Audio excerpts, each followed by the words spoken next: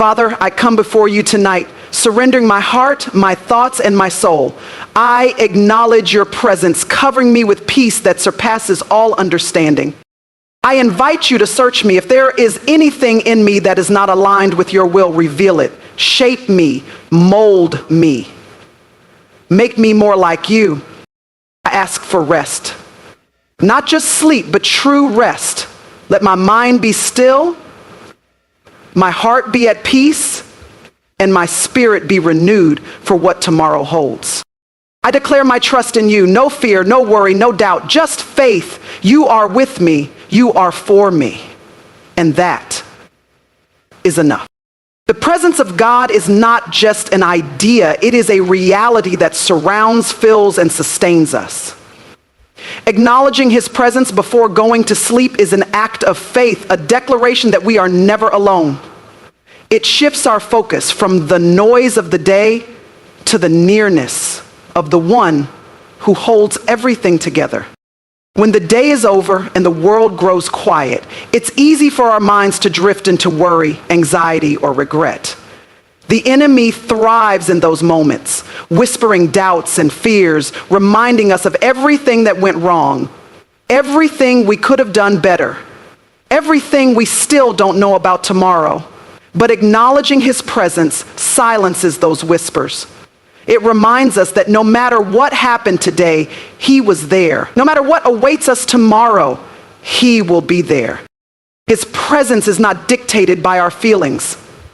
Some nights we may feel the weight of his closeness, a tangible sense of peace and comfort. Other nights we may feel nothing at all. But our feelings are not the measure of his nearness. His word assures us that he is with us always.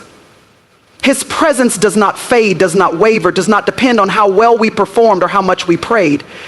He is constant, steady, unwavering. To acknowledge his presence is to shift our perspective. Instead of focusing on the uncertainties, the frustrations, the disappointments, we turn our hearts toward the one who has never left us. We realign our thinking, reminding ourselves that he is still on the throne, still working, still speaking, still loving us with an unrelenting love. His presence brings peace, the kind of peace that cannot be explained, cannot be manufactured, cannot be found anywhere else. It's the peace that guards our hearts and minds even when circumstances are far from peaceful.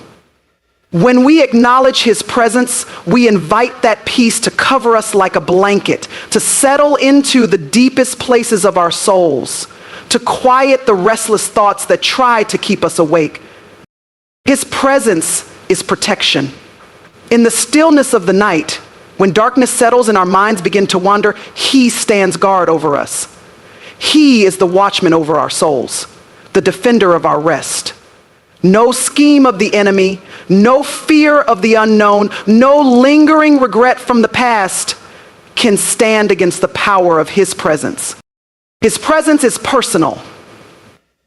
He does not watch from a distance, detached and indifferent. He is near, intimately aware of every detail of our lives, every emotion we carry, every need we have yet to speak. He is the God who sees, the God who knows, the God who cares deeply about what weighs on our hearts.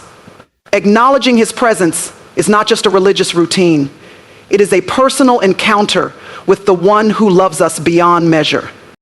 His presence is an anchor. Life is unpredictable, filled with highs and lows, victories and battles, moments of clarity and seasons of confusion, but his presence remains the same.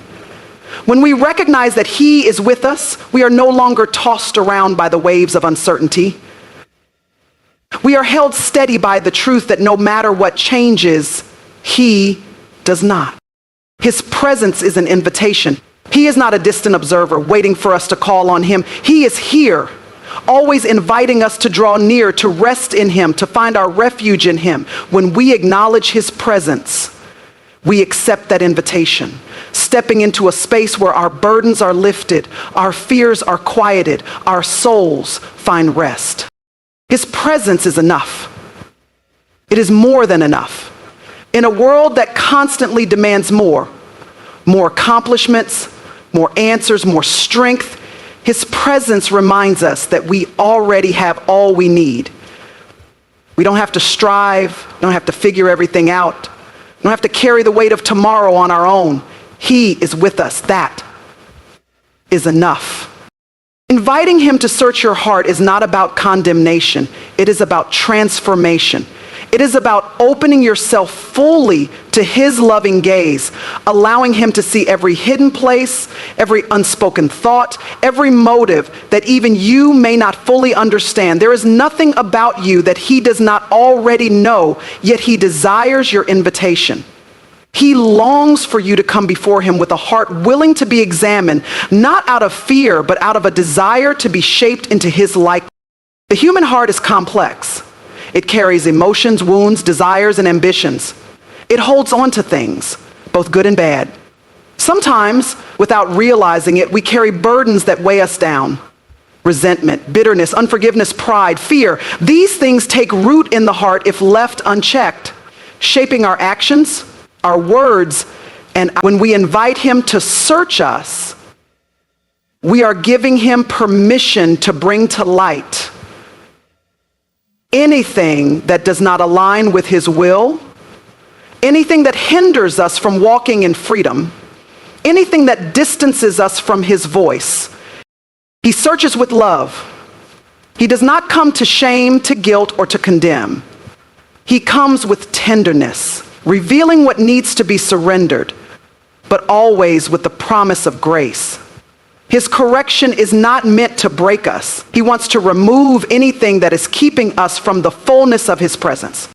There are things in our hearts that we are aware of, struggles, habits, thoughts we know are not pleasing to him, but there are also things we do not see, blind spots, hidden wounds, unspoken fears. Sometimes we convince ourselves that we have moved on from certain hurts when in reality they are still shaping the way we live, the way we respond, the way we trust. Inviting him to search our hearts means trusting that he sees what we cannot. It means asking him to expose anything buried beneath the surface, to reveal what needs his touch. It takes humility to ask him to search us. It takes a willingness to surrender our own opinions, our own self-assessments, our own justifications. We may think we are fine, that our hearts are pure, that our motives are right, but he sees beyond what we see. He discerns the depths of our souls, separating truth from deception, sincerity from self-righteousness. A heart that is truly surrendered is one that says, Lord, even if I think I am right, I give you permission to correct me. Even if I feel justified, I want to see through your eyes. Even if it is painful, I want to be transformed. When we invite him to search our hearts, we must be prepared to listen. He speaks through his word, through his spirit, through conviction that gently nudges us toward repentance. He may reveal attitudes that need adjusting, relationships that need mending, priorities that need realigning. He may bring to the surface memories we need to release, lies we have believed for too long, patterns of thinking that do not reflect his truth. Whatever he reveals, it is always for our good. He does not expose to harm, he exposes to heal. A heart that remains unsearched becomes hardened. It becomes resistant to his leading, deaf to his whispers, comfortable in its own way. But a heart that is open before him remains soft, teachable, moldable. It remains sensitive to his voice, responsive to his touch. It becomes a heart that beats in rhythm with his will, a heart that reflects his character, a heart that is able to carry his presence with purity and power. Inviting him to search our hearts is not a one-time prayer. It is a continual posture. It is a lifestyle of surrender, a daily decision to allow him access to the deepest places within us. It is saying, Lord, I do not want anything in me that is not of you. I do not want anything hidden that keeps me from walking in your fullness. I trust you to reveal, to correct, to cleanse, to make me more like you. Surrendering your worries is not about ignoring the reality of your struggles or pretending that everything is fine. It is about making a conscious decision to place what is weighing on your heart into the hands of the one who holds all things together. Worry is a burden that was never meant for you to carry. It drains your strength, steals your peace, and distracts you from the presence of God. When you surrender your worries, you are releasing them into the care of the one who is infinitely wiser, stronger, and more capable than you could ever be. Worry creeps in when we feel out of control. It comes when we don't have the answers, when the future feels uncertain, when we replay conversations, decisions, or mistakes over and over again in our minds. It lingers in the quiet moments, keeping us awake at night, filling our thoughts with what-ifs and worst-case scenarios. But the truth is, we were never meant to carry the weight of tomorrow. We were never called to figure everything out on our own. The God who created the universe, who set the stars in place, who knows the number of hairs on your head, has never once lost control. He is not worried, anxious, or overwhelmed. He is steady, unshaken, and perfectly at peace. Surrendering your worries does not mean that your circumstances will instantly change, but it does mean that your heart will. It is an act of trust, a declaration that you believe He is faithful, that He is good, that He is working even when you cannot see it. It is choosing to trade anxiety for peace, fear for faith, uncertainty for confidence in His promises. It is coming before Him honestly, laying everything at His feet, the concerns, the doubts, the unanswered questions, and trusting that He hears you, that He cares, that He is already at work in ways beyond what you can imagine. Worry is a distraction. It shifts your focus from the presence of God to the problems of life. It keeps your mind busy, your heart restless, your soul weary. The enemy wants you consumed with fear, too preoccupied to hear the still, small voice of God. But when you surrender your worries, you silence the voice of fear. You remove the weight that is not yours to carry, freeing yourself to walk in the peace that surpasses all understanding. Surrendering your worries is a daily decision. It is not a one-time act, but a continual choice to release control and trust Him with the outcome. Some nights you may find yourself surrendering the same worry over and over again. That is okay. He does not grow tired of your prayers. He does not get frustrated when you bring the same burdens before Him. He invites you to cast all your cares upon Him, not just once, but as often as needed. He is patient, compassionate, and always ready to meet you in your place of need. There is a difference between surrendering your worries and simply pushing them aside. True surrender is not about pretending your struggles don't exist. It is about handing them over to God completely, refusing to pick them back up again. It is trusting that He is already working things out for your good, even when you don't see immediate results. It is believing that His ways are higher than yours, that His timing is perfect, that His plans for you are good. Surrendering your worries also requires replacing them with truth. It is not enough to let go of fear. You must fill that space with His promises. His word is a shield against anxiety, a reminder that He is in control. When worry tries to creep back in, you fight it with truth. You remind yourself that He is your provider, your protector, your refuge. You stand on His promises, declaring that He has never failed you and He never will. There is freedom in surrender. There is peace in knowing that you do not have to have all the answers, that you do not have to carry every burden, that you do not have to control every outcome. The one who holds the universe holds your life in His hands. He sees what you cannot see. He knows what you do not know. He is already in your tomorrow, making a way, working behind the scenes, aligning every detail according to His perfect will. Asking for true rest goes beyond the physical need for sleep. It is an invitation for God to quiet your soul, still your mind, and bring peace to the deepest places of your heart. The world moves fast, demanding more, pushing harder, filling every moment with distractions, responsibilities, and pressures. Even when your body is still, your mind can keep racing, replaying conversations, planning for tomorrow, worrying about what is unfinished. True rest is more than closing your eyes at night. It is the kind of rest that only God can give, the rest that calms your spirit, relieves your burdens, and restores your soul. God designed rest from the very beginning. When He created the heavens and the earth, He set aside the seventh day as holy, as a day of rest. Not because He was tired, but because He was establishing a rhythm for His creation, a pattern of work and rest, movement and stillness, doing and being. In a world that glorifies busyness, it is easy to overlook the necessity of rest. But without it, you become weary, anxious, depleted. Your spirit becomes burdened, your emotions unstable, your perspective clouded. Rest is not a luxury, it is a need. It is something God offers freely, but it must be received. True rest is found in his presence. It is the place where you lay aside the weight of the day, the pressures of life, the worries that try to steal your peace. It is where you stop striving, stop performing, stop carrying what was never yours to carry. It is where you exhale, knowing that he is in control, that he is faithful, that he is working even as you sleep. His presence is a refuge, a safe place where you are fully known and fully loved, where you do not have to prove yourself, where you can simply be still and know that he is God. Rest is not just about what you step away from, but what you step into. It is not just about pausing from the demands of life, but about being filled with something greater. When you ask God for true rest, you are asking him to fill you with his peace, to renew your strength, to quiet the noise in your soul. You are making space for him to minister to your heart, to heal what is weary, to restore what has been drained. True rest is not found in entertainment, distractions, or temporary escapes. It is found in surrender, in placing everything in his hands and trusting him with the outcome. When Jesus walked the earth, he modeled rest. He often withdrew to quiet places to pray, to be with the Father, to be refreshed in his presence. He extended that same invitation to those who followed him, saying, "Come to me, all who are weary and burdened, and I will give you rest."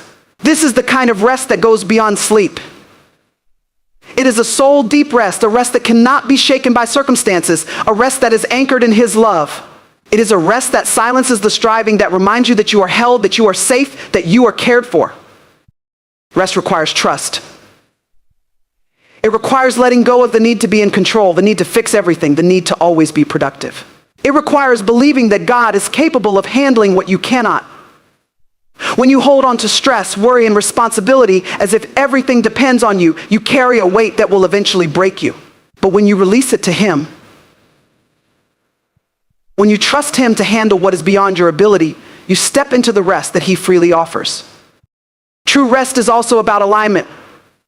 When your heart is aligned with his will, when your priorities are centered on him, when your identity is rooted in his truth, you experience peace that surpasses understanding.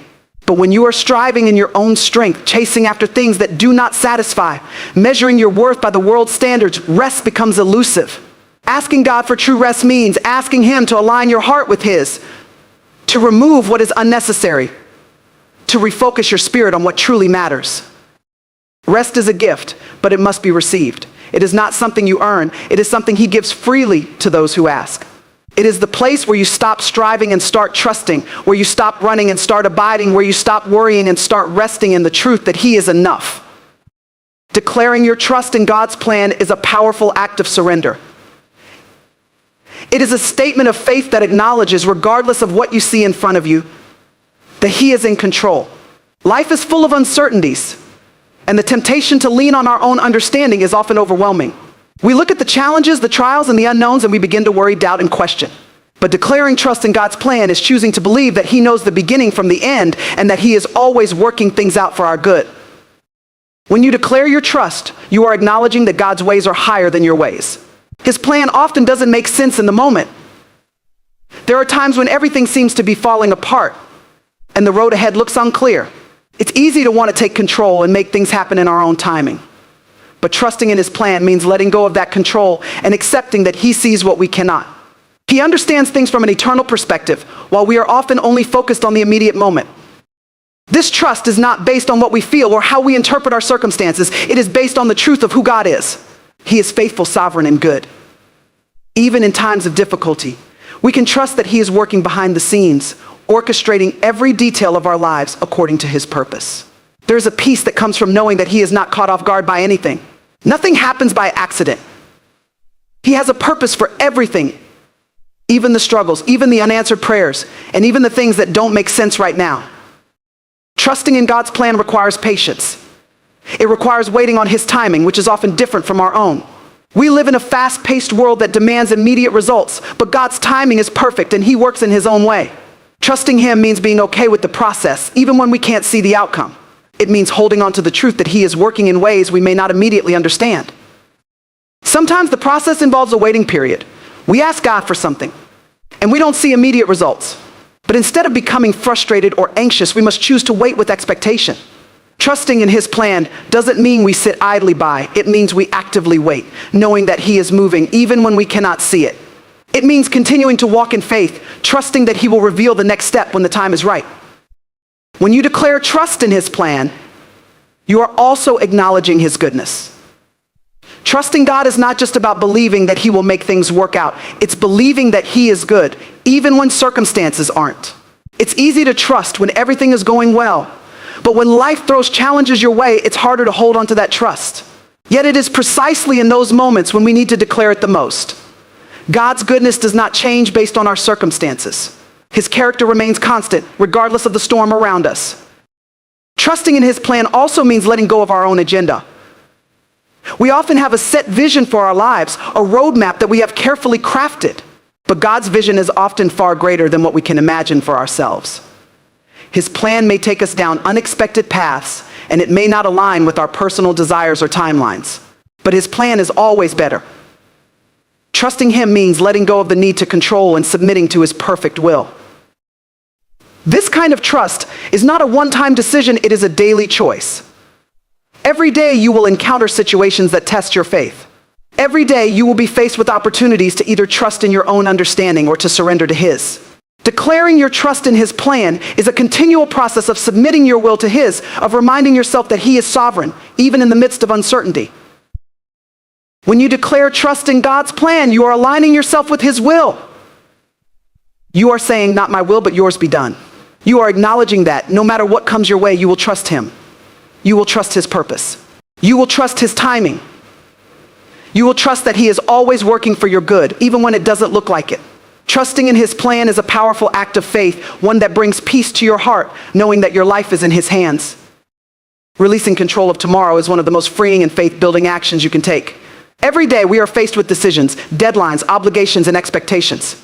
The natural response is often to want to control the outcome, to plan every detail, and to ensure that everything happens exactly as we want it to.